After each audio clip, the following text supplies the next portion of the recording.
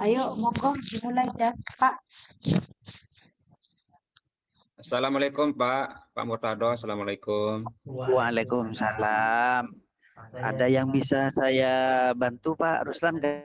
Katanya tadi Pak Ruslan nitip salam ke saya melalui Bu Bu Ermin. Katanya mau menemui saya. Ada apa Pak Ruslan? Iya Pak, sebelumnya maaf Pak sudah mengganggu waktunya. Ini langsung saja Pak ya, terkait ada masalah Pak di sekolah. Di sekolah ini iya. ada salah satu guru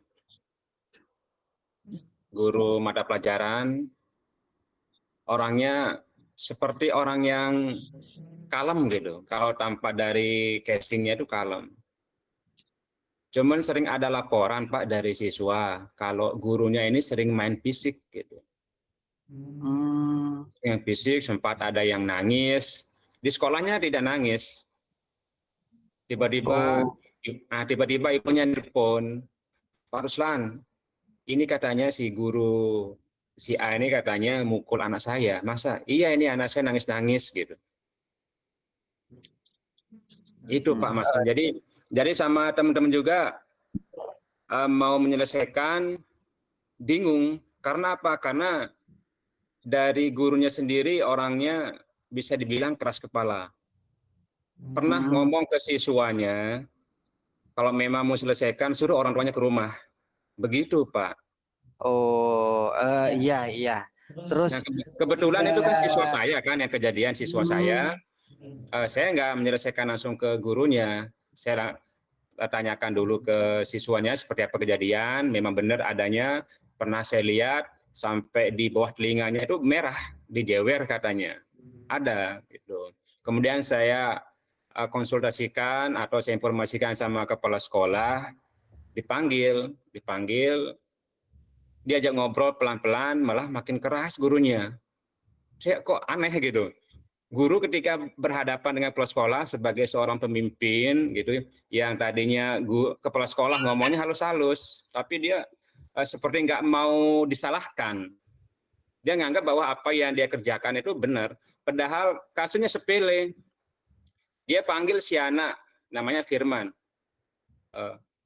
Firman, sini gitu. Nah, Firman jawab, apa Pak?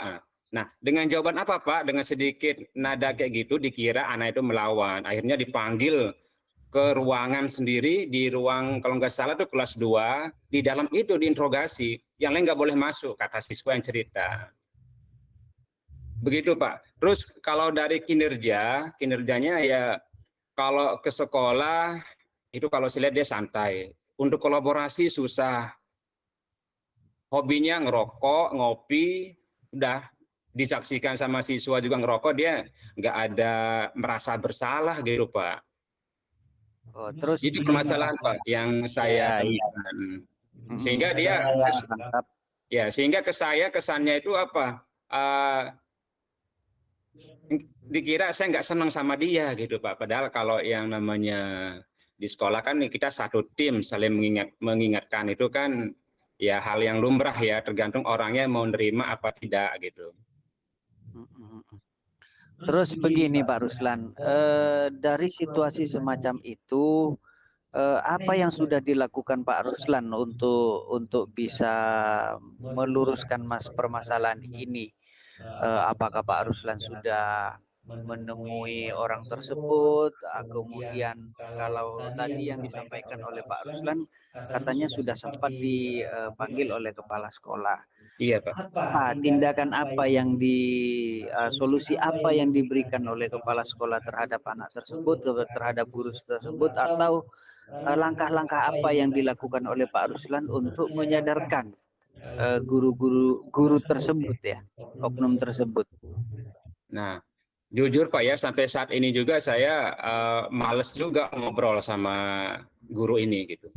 Karena ke sekolah itu seperti seenaknya. Jadi dia tidak, kalau menurut saya gitu, saya memandang dia bahwa dia ke sekolah itu ya udah datang gitu. Makanya kadang-kadang kalau misalkan upacara hari Senin, Kadang kalau sudah pembacaan doa itu baru datang. Datangnya pun kadang-kadang lewat depan di gerbang dibuka. Jadi kan orang kan terganggu. Jadi saya sama teman-teman pun berpikir ini orang kok ke sekolah kok seenaknya gitu. Kadang pakai sepatu di belakangnya diinjak. Terus rambutnya ya bisa dibilang gondrong lah, nggak mau dicukur, melewati pas di lehernya itu rambutnya. Oh, berarti ini masalah kedisiplinan ya, masalah kedisiplinan.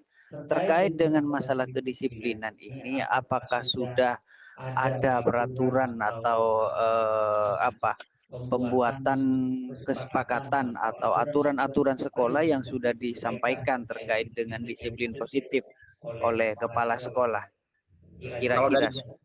Ya baik Pak, kalau dari kepala sekolah itu sudah sering diingatkan atau sering dihimbau ketika dalam rapat ataupun ketika kepala sekolahnya jadi pembina upacara. Kalau dari rekan sejawat yang berbicara masalah kedisiplinan, seperti orangnya itu ya nggak mau tahu kamu apa, kita sama-sama guru mungkin gitu ya, perasaan dia gitu.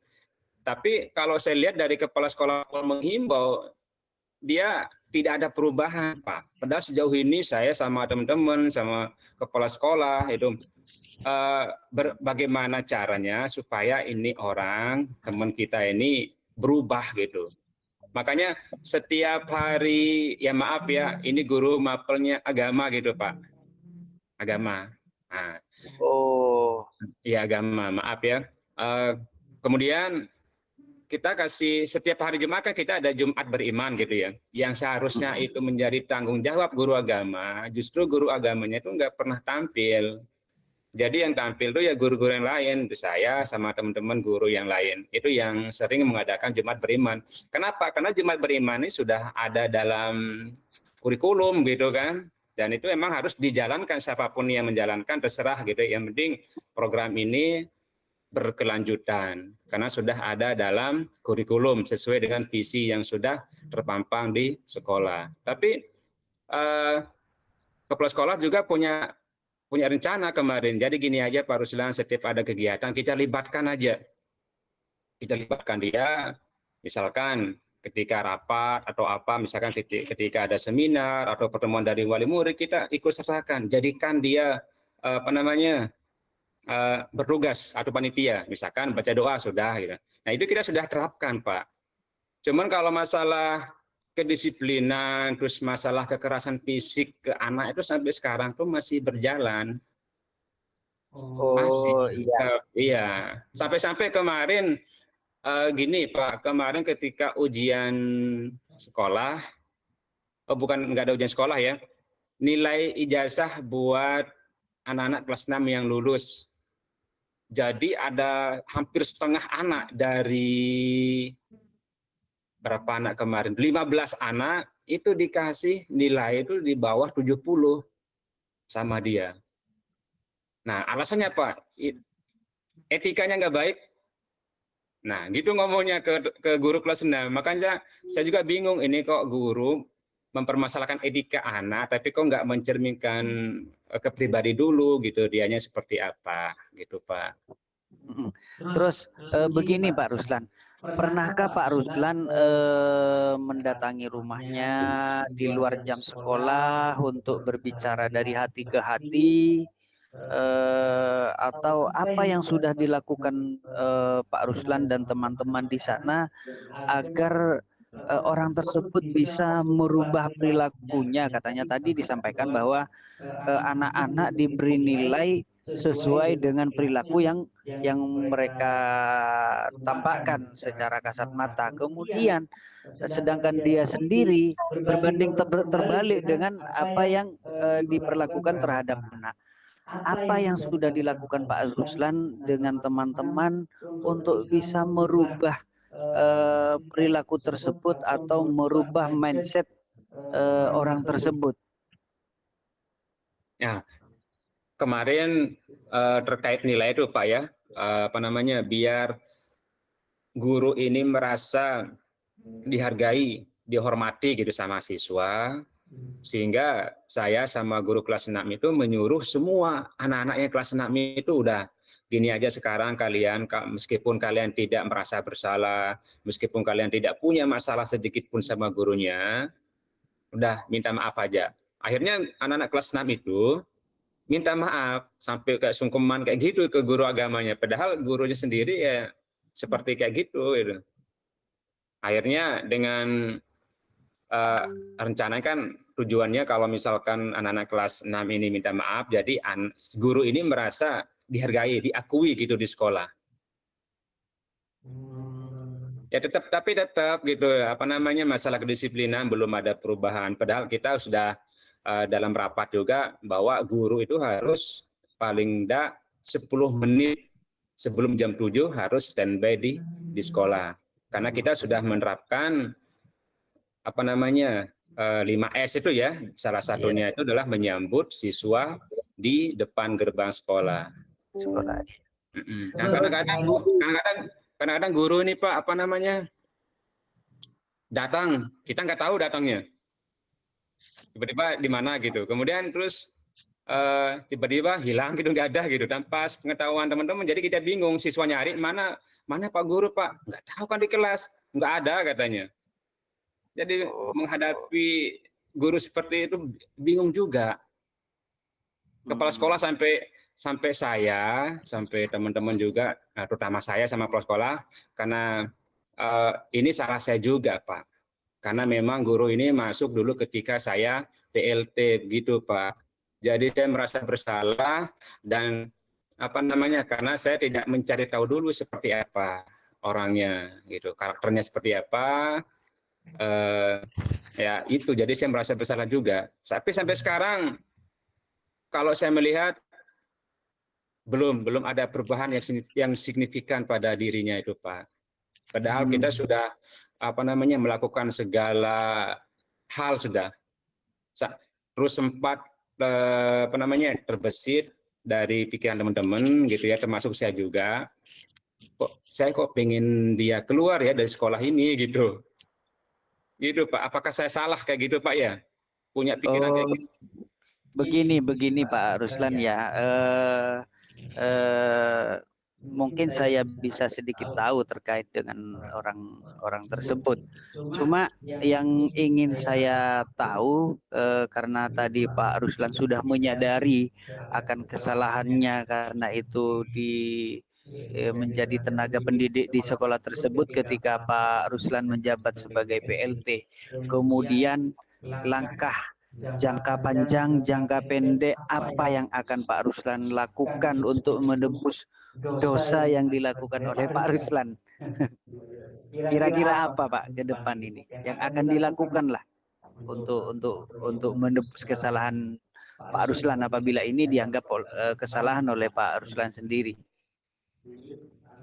Baik Pak, jadi kalau seperti itu ya, untuk menebus rasa salah saya, jadi beban dia, tugas dia, gitu. Misalkan dia sering di kelas saya juga dan di apa namanya di kelas lain juga dia sering meninggalkan kelas. Jadi menebus rasa salah saya juga ya apa namanya mengambil alih apa yang seharusnya menjadi tugas dia. Makanya setiap hari Jumat beriman, itu yang seharusnya menjadi tanggung jawab dia, itu saya ambil alih, Pak.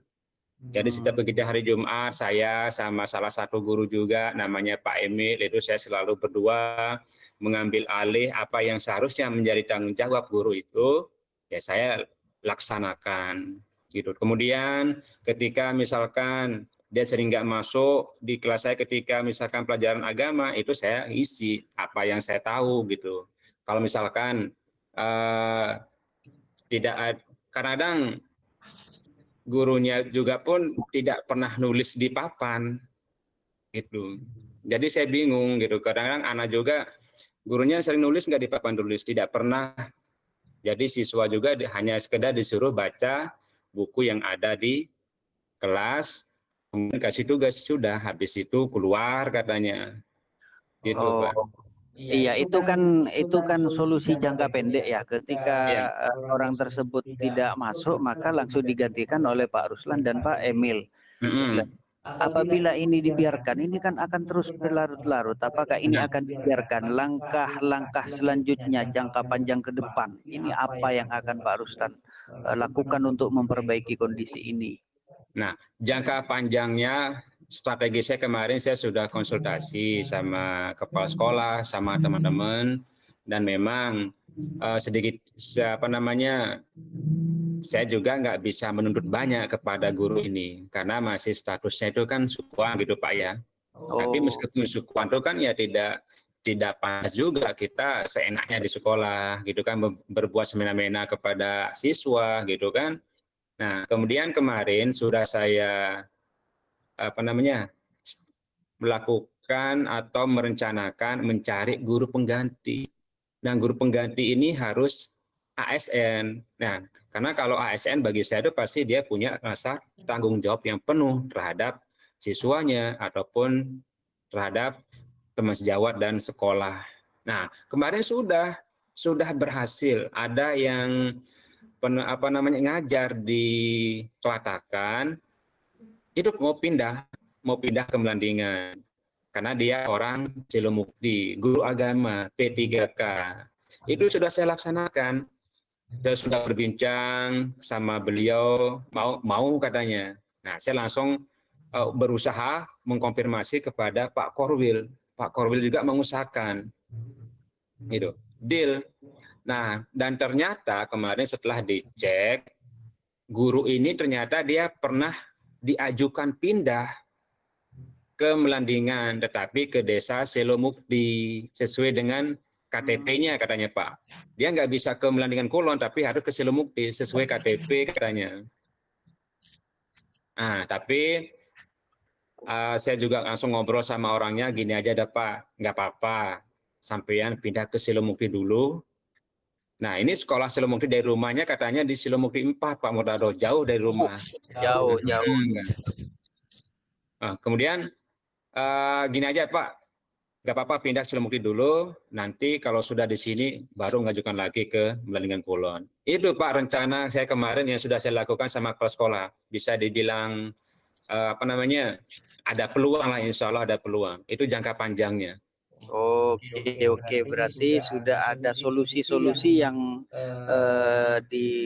dilalui atau sudah dilakukan, proses-prosesnya itu sudah dilakukan oleh Pak Ruslan. Mudah-mudahan apa yang menjadi harapan keinginannya Pak Ruslan bisa segera tercapai sesuai dengan apa yang diciptakan oleh sekolah dan Pak Ruslan. Sudah. Amin, Oke. amin. Terima kasih Pak, sehingga saya mendapatkan gambaran seperti apa yang akan saya lakukan Pak. Iya, terima kasih sama